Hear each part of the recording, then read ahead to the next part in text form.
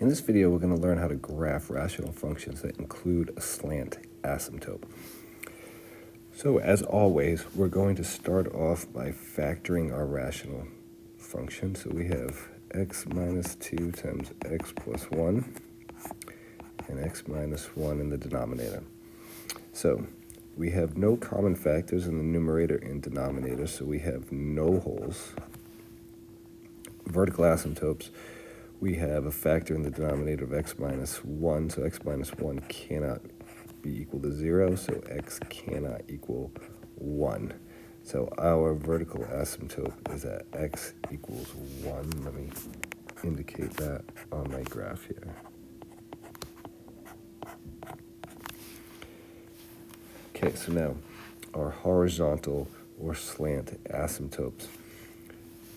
So we are looking at the highest degree in the numerator and the highest degree in the denominator. So you could see that we have x squared over x.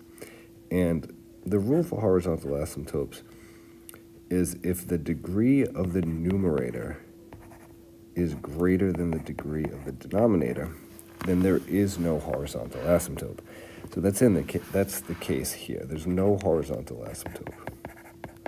However, when it comes to slant asymptotes occur if the degree of the numerator is 1 greater than the denominator. So the degree of the numerator is exactly 1 greater. And that word exactly is important here.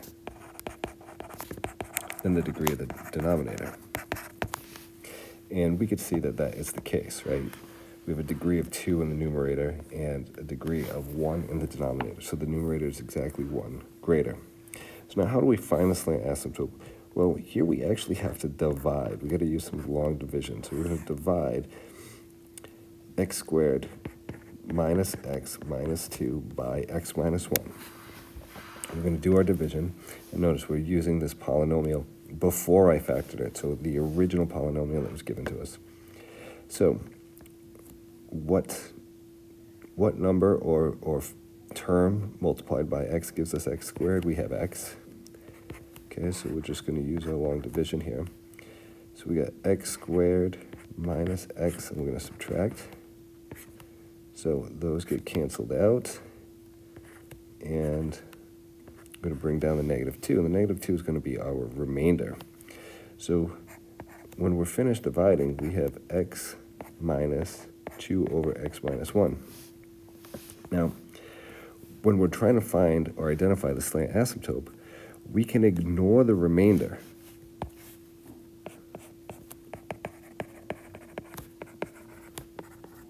Okay, we're not always going to ignore the remainder, but when we're looking for slant asymptotes, we are going to ignore the remainder. Our slant asymptote occurs at y equals the whole polynomial quotient. So the slant asymptote is going to occur at y equals x. Now on my graph, I'm going to graph the line y equals x, but I'm going to graph it as a dotted line. Okay, y equals x has a slope of 1, and it passes through the origin. There's my slant asymptote in red. Now I'm going to continue finding all the characteristics of my graph the way I have for my other rational functions. So my y-intercept, 0 is going to be the x-coordinate, so I'm going to substitute 0 into my function everywhere.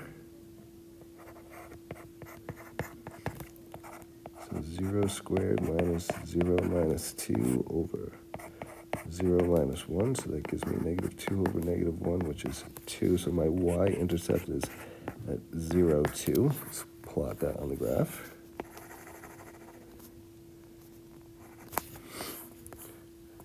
Now my x-intercept is going to be when my x-intercepts occur when the function itself is equal to 0. Right, so we have x minus 2 times x plus 1 over x minus 1. I just want to rewrite the whole function. That's it. So I could remember this. So for this whole function to equal 0, that means the numerator has to equal 0. So either x minus 2 is equal to 0 or x plus 1 is equal to 0. So if I solve each one of these, the numerator is equal to 0 when x is 2 or when x is negative 1.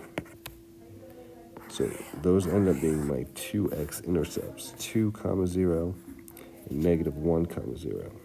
So 2 comma 0 is here. Oops, nope, off by 1. 2 comma 0 is here. Negative 1 comma 0 is here. Okay, and now it's asking for additional points. Well, let's look at the graph and see what I think this picture is going to look like. So I have 2 points in the top left. So my graph is going to look like this. It's going to ride along the horizontal asymptote and the vertical asymptote. And I suspect that my graph is going to do the same thing in the bottom right corner. But let's just pick another value. Let's pick when x is 5 all the way to the right, and let's see what happens. Okay, so when x is 5, we get 5 squared minus 5 minus 2 in the numerator, so that gives me 18. And in the denominator, it's 5 minus 1, which gives us 4, which gives us 4.5. So that's the point, 5 comma 4.5. Let's graph that, 5 comma 4.5, 1, 2, 3, 4, so that's right there. So you can see this graph is going to go just like that. And if I extend my slant asymptote, you can see that that's exactly what that graph is doing. It's riding right along that slant asymptote. So before we go, let's just double check in Desmos to see that we're right. And you can see I already entered in this function.